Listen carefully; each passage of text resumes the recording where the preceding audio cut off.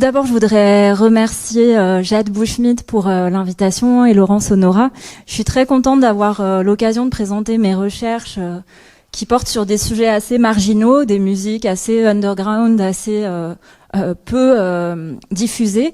Je suis très heureuse de parler de ces recherches-là dans un cadre large, interdisciplinaire et vraiment ouvert. Donc mon objet, effectivement, ce sera de comprendre, on parlait là tout à l'heure de bon goût, de mauvais goût, de canon. Là, on va faire une sorte de virage à 180 degrés, puisqu'il s'agira de comprendre le goût pour des musiques qui, de prime abord, font tout pour se faire détester, pour se rendre assez peu aimables, à savoir les musiques extrêmes.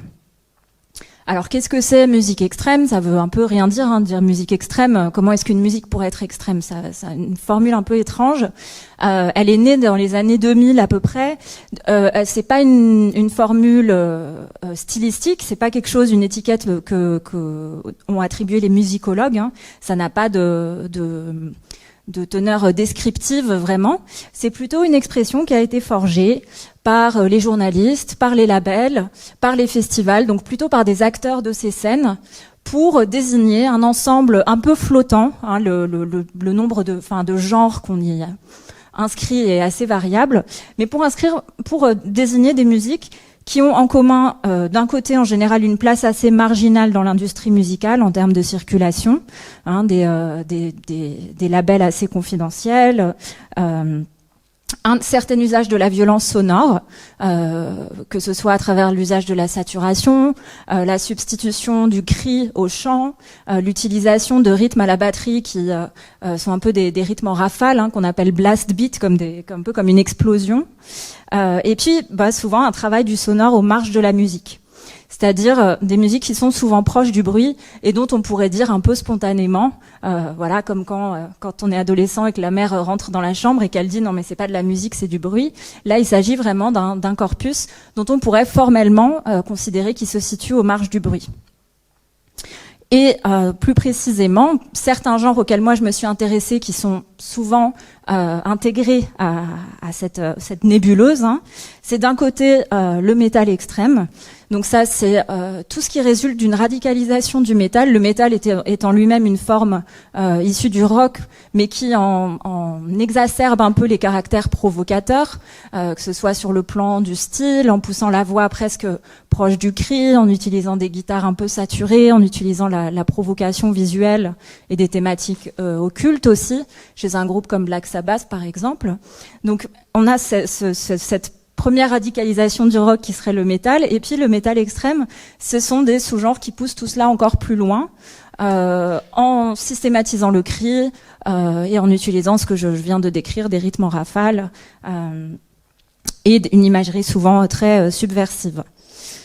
Et d'un autre côté, un autre genre auquel je me suis intéressée, qui est aussi un genre protéiforme, c'est ce qu'on appelle la noise, à savoir un ensemble de pratiques qui repose sur le détournement d'instruments musicaux ou sur la fabrication d'instruments, et plus largement sur le fait de placer au cœur du matériau sonore tout ce qui est de l'ordre du parasitage sonore, de l'accident sonore. Donc utiliser tous des sons qui sont habituellement repousseurs de la musique. Je sais pas, le grésillement du micro, là, s'il y avait un problème avec ce micro, typiquement, si je faisais un Larsen en le rapprochant trop d'un amplificateur, et ça serait un son parfait pour la noise, alors que pour nous, ce serait un son qui brouille le signal. Donc voilà, ça c'est un peu le corpus que je me suis donné. Et on peut noter au passage que cette expression musique extrême, qui n'a pas de fondement musicologique, mais elle traduit cependant un imaginaire, une sorte d'imaginaire du risque, comme si écouter ces musiques revenait un peu à se mettre à l'épreuve et à surmonter une épreuve, un peu comme dans les sports extrêmes où il y a une mise en danger. Donc ça m'intéresse parce que ça témoigne peut-être d'une impression d'écoute, hein, l'impression qu'il y a une mise à l'épreuve dans l'écoute, ou alors d'un horizon, de quelque chose qui peut être recherché. Alors ce qui m'intéresse moi, c'est de comprendre comment se façonne le goût pour ces musiques. Alors, plus précisément, de voir comment ce goût qui semble assez paradoxal, puisqu'il porte sur des sonorités qui sont traditionnellement jugées comme repoussantes. Hein, le cri, c'est un signal en général qui dispose à la fuite. De la même façon, le haut volume sonore ou les gros fracas, les gros bruits sont des choses qui font sursauter et qui généralement ne produisent pas une volonté de tendre l'oreille. Alors comment est-ce que toutes ces sonorités qui semblent tout faire pour repousser peuvent s'associer à un goût, et comment se forme ce goût? Alors, on le verra un petit peu, mais en un sens, on pourrait dire que ce goût est d'une certaine façon antinaturel. Il y a un article de chercheurs de l'IRCAM, notamment Jean-Julien Aucouturier, qui travaille sur ces questions-là, de se dire comment ça se fait que ces signaux qui prédisposent à la fuite, chez ces amateurs de musique extrême, ne prédisposent pas à la fuite, mais au contraire, sont source non plus de peur, mais de joie. Comment est-ce qu'il y a cette sorte d'inversion des réactions? Donc c'est un peu ce que je voudrais rendre lisible. Alors, pour aborder un problème de ce genre, il y a plusieurs méthodes possibles. Une première méthode, ce serait la méthode un peu de la sociologie du goût, qui, en un sens, place sur le même niveau tous les goûts et essaye de rendre compte de la diversité des goûts simplement en les associant à des facteurs sociologiques. C'est ce qu'on trouve chez Bourdieu typiquement, l'idée que le goût est un marqueur social et que il est un reflet du positionnement social.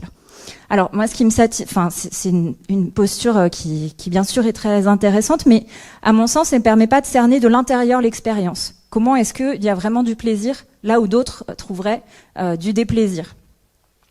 Il y a l'approche que j'ai évoquée rapidement du côté de l'IRCAM, qui est plus une approche neurobiologique, voir ce qui se passe dans le cerveau. Comment est-ce que ça se fait que ces gens qui aiment ces musiques ne sont pas en train de sursauter quand ils entendent des hurlements, des déchaînements, voilà. Mais là encore, à mon sens, l'expérience en première personne est perdue, puisqu'on est face à des mécanismes, des mécanismes neurologiques. Alors moi, ce qui m'intéresse, c'est justement penser cette expérience en première personne et penser l'évolution de cette expérience. Comment est-ce que, en un sens, l'évolution de notre écoute conduit à une reconfiguration des œuvres et fait qu'on les écoute différemment, qu'on y trouve des choses qu'on n'y aurait pas trouvées au début.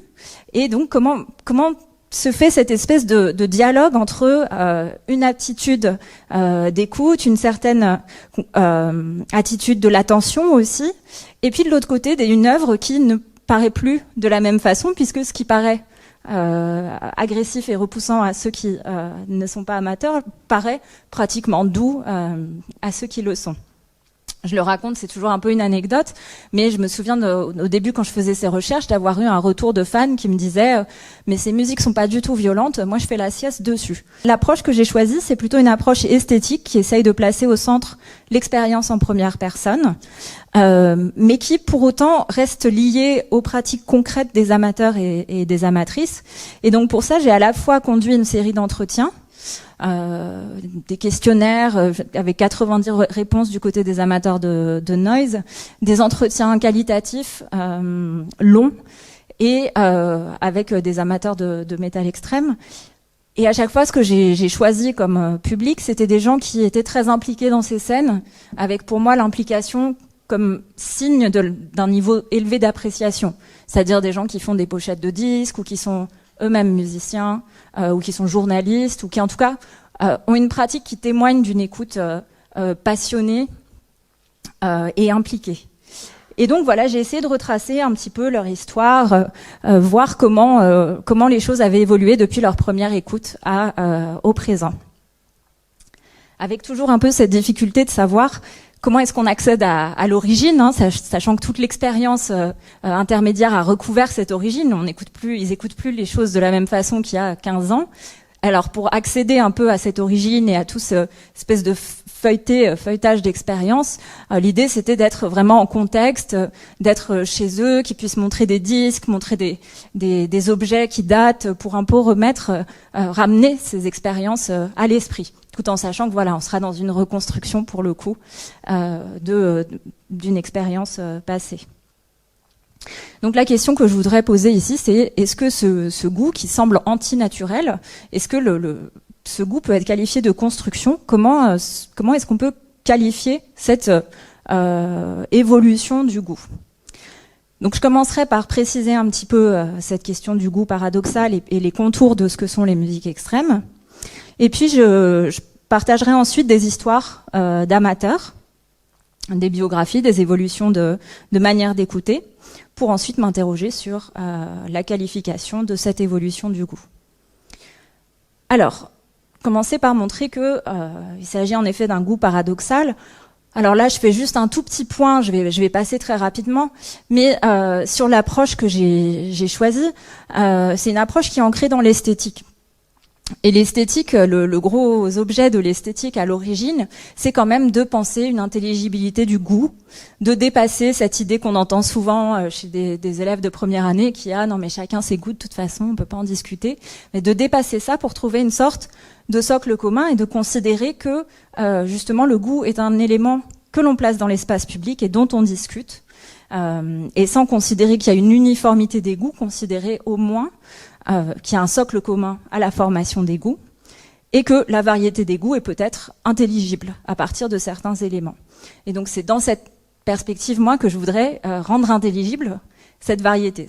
Et la variété est notamment à partir de ce cas précis qu'est le goût pour les musiques extrêmes. Et donc quand il s'agit de battre en brèche l'idée d'un relativisme, chacun ses goûts, en général il y a deux stratégies. La première, c'est un appel à la physiologie, à l'idée qu'il y a un socle commun dans nos perceptions, que ce soit la perception des couleurs, la perception des goûts, toutes les qualités sensibles, et que ce qui s'éloigne de cette perception commune est soit une variation infime, soit quelque chose qui est lié à la maladie. On a l'exemple classique de le malade trouve que le miel est amer, mais c'est pas pour autant que le miel est véritablement amer. Donc cette espèce d'idée que la physiologie commune fixe une sorte de socle. Donc ça, c'est un premier élément sur lequel on pourrait s'appuyer. Et en effet, dans une perspective physiologique, les cris, le bruit, le haut volume sonore sont des choses qui heurtent, d'où cette idée d'un goût antinaturel. Et un autre élément qui est souvent mis en évidence, là je parle vraiment de l'esthétique classique, 18e, mais c'est nos capacités cognitives, c'est-à-dire nos capacités à appréhender une œuvre, à appréhender des structures, avec l'idée que ces capacités ont des limites, que certaines choses sont trop démesurées pour qu'on puisse les appréhender en une seule fois. Je sais pas, l'infini par exemple, quelque chose dont on ne peut pas faire une expérience claire, qui nous dépasse forcément, ou alors le chaos des structures en tout cas des éléments dont la structure n'est pas intelligible et qui, de ce fait, mettent à mal nos facultés. Il y a l'idée que on peut avoir un plaisir esthétique à partir du moment où nos facultés peuvent bien fonctionner. Et quand elles sont mises à mal, qu'elles sont en sur-régime, là, il y a quelque chose qui bloque. Et là aussi, ce que je voudrais montrer, c'est que dans ces musiques, il y a une telle culture du chaos, de l'accident, que justement les facultés sont elles-mêmes mises à mal, puisqu'il y a une impossibilité de prédire ce qui va se passer, une impossibilité d'avoir une idée du tout pour l'appréhender, une impossibilité de comprendre la structure. Avec un album qui s'appelle Chaos is the Cosmos, on voit déjà que cette idée de chaos est un imaginaire assez important, mais il correspond aussi à des pratiques de jeu que sont l'improvisation, et puis le jeu sur des accidents sonores, c'est-à-dire que souvent les performers noise ont des dispositifs qui ne sont pas forcément contrôlables. Typiquement le feedback, ce que je disais tout à l'heure, si je place le micro près d'un amplificateur et qu'on a une boucle comme ça qui s'emballe, on est face à un phénomène autonome qui me dépasse, qui dépasse le geste qu'il a créé. Et les sons de la noise sont souvent des espèces de sons comme ça qui sont sur le point de fonctionner de manière autonome et de ne plus être dans le contrôle. Et donc le caractère chaotique de ces musiques va aussi avec ces approches compositionnelles qui sont en un sens un lâcher-prise, un refus d'être dans le contrôle de tout ce qui va se produire. Si on est un peu maniaque, on dirait qu'il ne s'agit pas d'un chaos objectif. Effectivement, on peut distinguer une sorte de fond sonore avec une ligne mélodique assez peu harmonique, dissonante, mais il y a une confusion plus ou moins entre le fond et l'arrière-plan et le plan du solo qui se fait progressivement, où tous les éléments se mêlent, puis des interruptions, des moments de saturation, puis des moments de bruit pur, où effectivement nos capacités habituelles à prédire, comme on le ferait par rapport à, je sais pas, une mélodie de Mozart, où justement notre éducation à la tonalité fait qu'on peut anticiper ce qui va se passer ensuite, parce qu'on est face à une sorte de grammaire qu'on a intériorisé, qu'on le veuille ou non. Là, au contraire, on est bien en peine de prédire ce qui peut se passer, voire même de décrire sur le moment ce qui se passe. Alors effectivement, on peut, ce que je dis maintenant, il faut l'historiciser, c'est-à-dire que c'est le point de vue, je décris le point de vue de quelqu'un qui n'aurait peut-être pas beaucoup écouté ces choses-là, parce que quelqu'un qui aurait beaucoup écouté pourrait distinguer différentes lignes, mais là je voudrais pas anticiper trop. Donc chaos du point de vue de temporel, et puis du point de vue aussi sur un plan plutôt synchronique, le fait d'avoir du bruit, c'est des fréquences, une superposition de fréquences irrégulières, donc quelque chose qui n'est pas intelligible. Et puis, de l'autre côté, l'utilisation de sonorités, comme je vous le disais, qui sont plutôt du côté de l'agression sonore, qui prédispose à la fuite. Il y a un cri grave, un cri aigu, il y a une basse très grave et très saturée, des larcènes, et puis surtout cette espèce d'accélération, c'est-à-dire que si on ralentissait ce morceau, on aurait un morceau de rock plus ou moins classique, si on enlevait les saturations, mais tout est tellement comprimé et accéléré que les formes deviennent inintelligibles. Et qu'il y a vraiment cette sorte de dépassement à la fois sur le plan de la sensation, on a des sensations qui heurtent, et puis en même temps une sorte de dépassement de notre capacité à comprendre ce qui se passe. Donc comment ça se fait que certaines personnes affirment que ces sonorités, sans les affirmer douces, mais comment est-ce qu'elles peuvent affirmer qu'elles ont les effets de la douceur, induire le sommeil, être apaisantes, être source de joie. Donc pour ça, moi j'ai fait tous ces entretiens un peu pour comprendre comment les différents moments de l'écoute permettaient de cerner des évolutions dans la manière de faire ressortir des aspects des œuvres, dans une logique vraiment où l'auditeur et l'œuvre se configurent mutuellement. Il n'y a pas, puisque selon la manière d'écouter, certains aspects de l'œuvre vont ressortir. Ça c'était une sorte de parcours un peu idéal de Lionel Fernandez qui joue dans plusieurs groupes de noise et qui retraçait une sorte de parcours en disant voilà, mes goûts n'ont cessé d'empirer en termes de noirceur et de recherche de brutalité et de sauvagerie. Donc est-ce que c'est bien de cette manière linéaire que se font les formations du goût pour les musiques extrêmes? Alors, je voudrais commencer par les premières approches, les premiers contacts avec ces œuvres, où les auditeurs et auditrices me racontaient un peu, ils commençaient par raconter les premiers disques qu'ils écoutaient eux-mêmes, qui n'étaient pas la musique des parents, puis ensuite les contacts avec ces musiques-là. Donc on a une première figure qui serait la figure de l'évidence. Je vous montre la citation là. Révélation, quelque chose qui était en accord avec ce qui était ressenti, le son arrivait à décrire ce qui se passait en moi. Alors, dans les figures de l'évidence, ce qui est intéressant, il me semble, donc des moments où en fait la première écoute n'est pas du tout source de choc ou de surprise, mais vraiment ce genre de moment de certitude qui n'a pas à s'expliquer. Et cette évidence est constituée par une sorte d'accord intérieur-extérieur, c'est-à-dire le sentiment que la musique est un reflet de ce qui se passe et qu'il y a cette sorte de logique expressive, c'est-à-dire que même si l'auditeur ou l'auditrice n'est pas musicien ou musicienne, l'œuvre est comme une expression naturelle de ce qu'il a en lui. Alors ce sont des cas minoritaires, j'ai plutôt eu des surprises, et une des premières manières de formuler la surprise, c'est cette idée de l'excès. Et vous allez voir des formules qui montrent un peu que le langage ne suffit pas à décrire l'expérience. Comme si l'expérience échappait à toute verbalisation par son excès.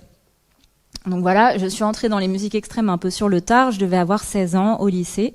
C'était l'année de l'explosion de néo-metal machin, j'écoutais ça, j'étais bien à fond. Et j'avais un pote qui habitait dans une caravane, on passait un peu notre temps ensemble. Et lui avait une mobilette avec un autocollant Gorgoroth dessus, bon c'est un groupe de black metal. Il était dans le black à l'époque, vers 98, et du coup dans sa caravane on écoutait des trucs comme ça, du Cradle of Filth, et je disais wow, c'est un peu trop. Alors voilà cette idée, et qu'on a aussi dans la citation suivante où il dit, qui parle aussi de black metal, et il dit on était là wow, en même temps en mode c'est génial, mais en même temps il m'arrivait de couper en me disant non c'est too much pour moi. Donc vraiment cette idée d'une expérience qui excède la capacité qu'on peut avoir à l'intégrer, à la verbaliser. Comme si l'expérience ne pouvait pas se constituer comme expérience, parce qu'une expérience est quelque chose qui est achevé, que l'on peut décrire, auquel on peut attribuer un sens. Et ici, on a une sorte d'irruption et de pur excès de la sensation. Et toujours dans cet excès, on a une autre variante qui est l'excès émotionnel.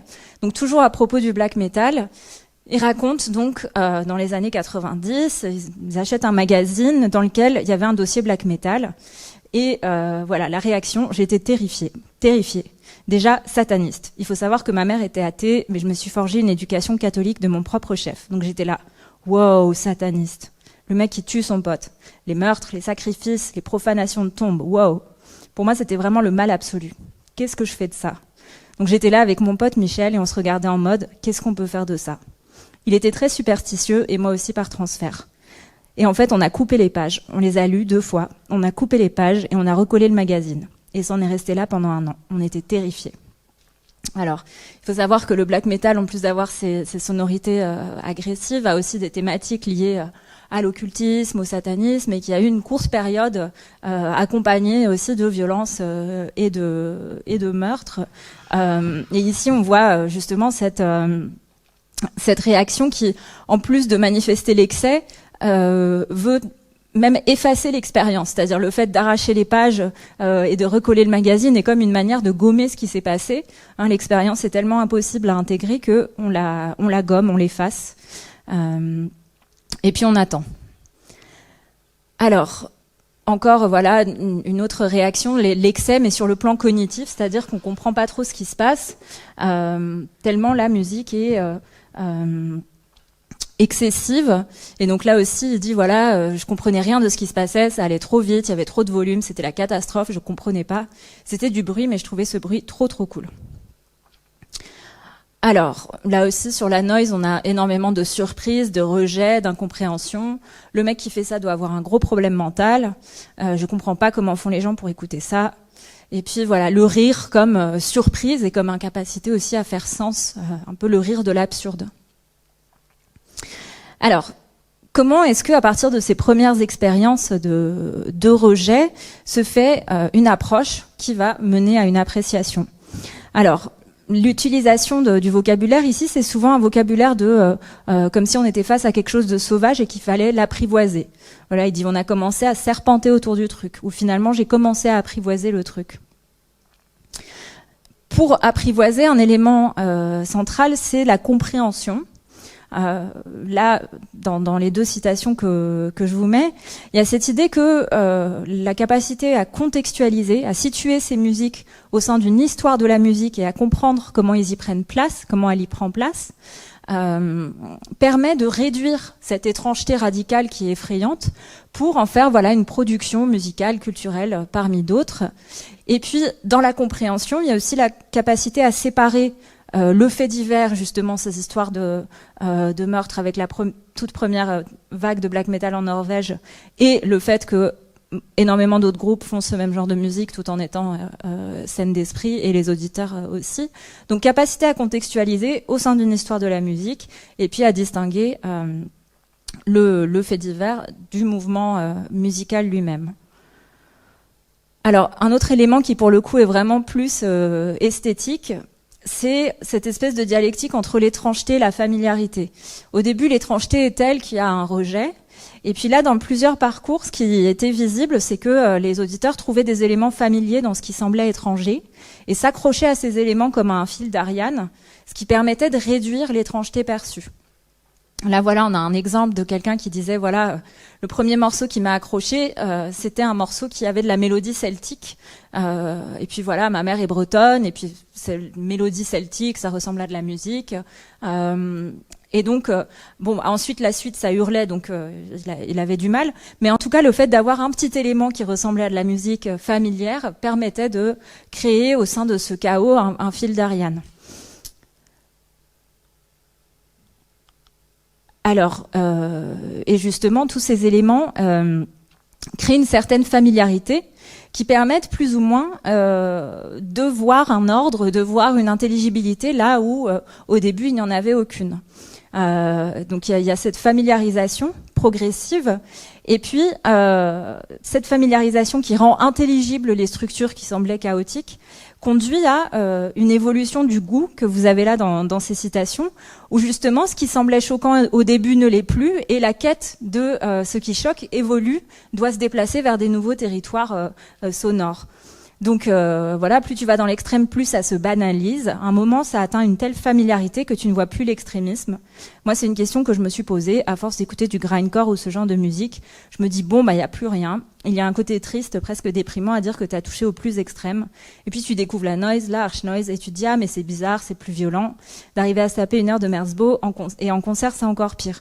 Donc, ce qui est intéressant, c'est que la familiarité, la capacité à comprendre réduit le caractère de choc, l'excès dont on avait parlé tout à l'heure, mais que le goût ensuite cherche à trouver d'autres objets qui puissent reproduire ce nouveau choc. Donc il faut se déplacer vers des nouvelles œuvres, et ce qui explique aussi que certains de ces auditeurs disaient, voilà, je cherche des groupes qui vont me bouleverser, et une des tendances, c'était aller vers des musiques extra-occidentales, parce que justement les structures mélodiques correspondent pas à ce qui nous est habituel.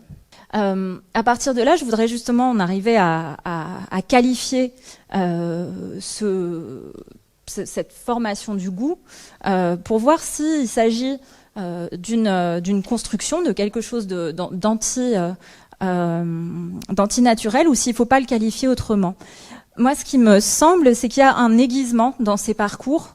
Je ne sais pas si c'était visible, parce que on est un peu rapide, mais il y a une capacité à plus ou moins cerner des structures dans ce qui semble chaotique au début. Chez les auditeurs de noise notamment, ils parlent de strates, de couches, de mélodies. Ce qui nous paraît compact et chaotique, en fait, plus les auditeurs écoutent, plus ils arrivent à voir des compositions, peut-être verticales et non pas horizontales, des couches de son, à distinguer différents types de bruits, là où nous on aurait peut-être tendance à dire c'est du bruit, mais là ok, mais qu'est-ce que c'est comme bruit? Est-ce que c'est du bruit blanc? Est-ce que c'est de la saturation? Donc cerner une variété là où on a l'impression d'avoir affaire à un tout informe. Et donc ce qui se passe en réalité, c'est qu'il y a une sorte d'aiguisement de l'oreille, et aussi un aiguisement des capacités à comprendre, à cerner des motifs, un exercice un peu morphologique en fait, où on apprend à reconnaître des motifs là où on avait l'impression qu'il n'y en avait pas. Et donc pour conclure, il me semble qu'il s'agit plutôt d'un raffinement du goût, et avec cette idée un peu paradoxale que les musiques qu'on pourrait dire sauvages, le goût pour les musiques sauvages est en réalité un goût très raffiné. Voilà, je vous remercie. Moi, je fais partie des gens qui dormaient en écoutant du grindcore et de la noise, donc voilà. Ma question, parce que je parle de mon expérience très rapidement, mais j'ai pas l'impression qu'il y ait une construction du goût, mais plutôt un waouh immédiat et un amour immédiat pour ces musiques extrêmes, dites extrêmes. Est-ce que, du coup, par rapport à ce que tu dis, il est possible quand même, et comment tu l'expliquerais, d'avoir cette espèce d'amour immédiat pour ce genre de musique? Merci Jade. Oui, c'est un peu ce que je présentais en tout premier cas de figure. C'était le cas de l'évidence que j'ai eu chez certaines auditrices, et qui était, en tout cas, bon, moi je me fonde sur des discours, donc j'essaie de pas parler à la place des gens, mais ce que j'ai vu dans ces discours, c'était vraiment cette idée d'une adéquation extérieure-intérieure, comme si le son arrivait à décrire ce qui se passait en moi. Et là, l'idée de l'informe, l'idée de quelque chose qui vient de l'extérieur et qui nous excède ou nous agresse, est complètement réduite par le fait qu'il s'agit d'un miroir, et qu'en un sens, il y a déjà ce chaos extérieur qui est comme mis en ordre par quelque chose qui le reflète. Et donc il y a cette logique d'expression.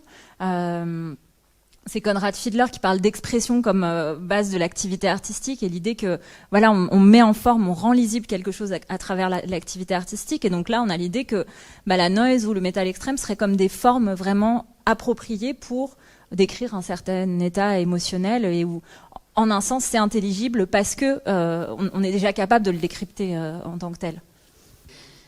Merci beaucoup, Catherine Guedz, pour cette présentation. Je fais aussi partie des gens qui faisaient la sieste dans les musiques, donc ça fera partie peut-être d'une forme de biaisement.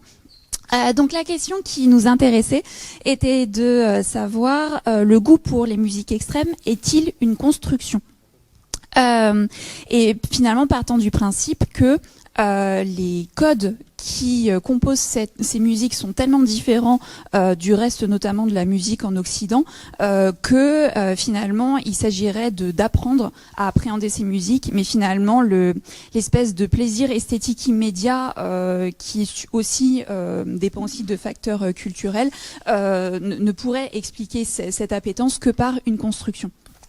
Donc d'abord, vous avez commencé par expliquer exactement ce que sont ces musiques extrêmes, notamment du fait que la catégorie extrême est une catégorie un peu vague, flottante, et qui est surtout utilisée par ceux qui participent, qui contribuent directement à ce type musical, fondé notamment autour des cris, de la saturation, l'usage du blast beat et du blast beat, pardon, qui s'accompagne aussi de l'utilisation d'images subversives. Et finalement, la question qui vous occupait était de savoir comment des sonorités en fait qui se basent normalement sur ce qui a trait à de la fuite, à de la peur, à du déplaisir, finalement n'est pas objet de repoussement, mais objet au contraire d'appétence et de désir et de joie. Finalement, la méthode que vous utilisez pour cerner cette question n'est pas sociologique à la Bourdieu, mais une démarche d'entretien pour finalement retrouver dans une approche esthétique, enfin rechercher une approche esthétique à la première personne et s'intéresser aux expériences des gens pour en tirer des synthèses. Donc, à partir de là, et de cette première explication à la fois de ce qui était l'objet de votre propos et de votre méthode, vous avez distingué 3 points. Le premier étant de dire que vraiment la question des musiques extrêmes implique un paradoxe interne, puisque qu'on se fonde sur des critères physiologiques ou des critères concernant nos capacités cognitives, dans les deux cas, on a du mal à trouver de prime abord un socle commun qui pourrait, par-delà le relativisme des goûts expliquer, donner une grille de lecture pour expliquer l'appétence pour ces goûts du fait de la dissonance, d'une forme de chaos et d'une difficulté fondamentale à mettre de l'ordre. C'est pour ça que après l'explication de l'aspect paradoxal de ce goût, vous avez retracé l'histoire de ce goût en mobilisant différents témoignages. Les premières approches, finalement, décrivant que ça soit de l'évidence ou alors une forme de terreur ou d'excès, faisant référence à une forme d'indicible. Finalement, on est face au wow, qui est une interjection. Donc, finalement, on a du mal à mettre des mots face à une étrangeté, qu'elle résonne avec quelque chose d'existentiel ou qu'elle ne crée que une forme de terreur. Dans les deux cas, c'est un premier moment d'indicible. Ensuite, le deuxième moment est plutôt celui de la familiarisation et finalement de pouvoir restructurer cette étrangeté en partant d'éléments plus connus. Et le dernier moment est finalement un moment de reconstruction.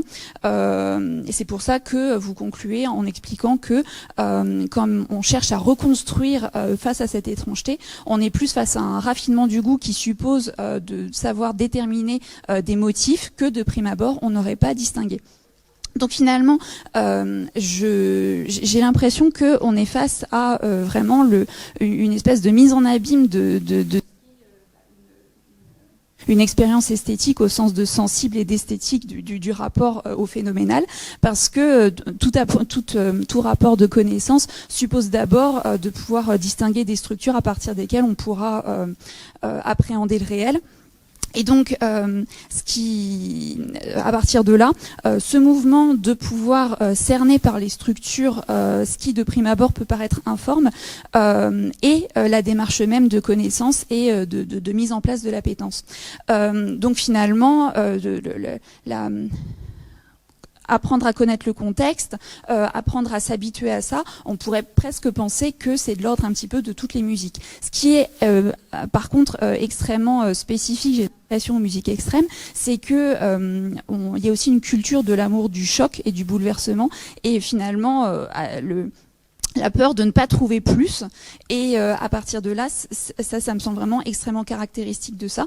Et fondamentalement, en fait, il y a ce jeu de l'ambivalence entre un bouleversement fondamental et en fait une expérience esthétique fondamentale, presque à la Kant, et donc ce bouleversement fondamental et une volonté d'appréhension des choses. Finalement, le premier extrait que vous aviez passé, et donc qui s'intitulait Chaos is the Cosmos, joue de cette ambiguïté entre ce chaos fondamental où on essaie de recréer finalement une cosmogonie, une cosmologie dans laquelle après on peut se reconnaître, et aussi on peut se reconnaître en termes de communauté, mais ça je pense c'est plus un point sociologique. Merci beaucoup.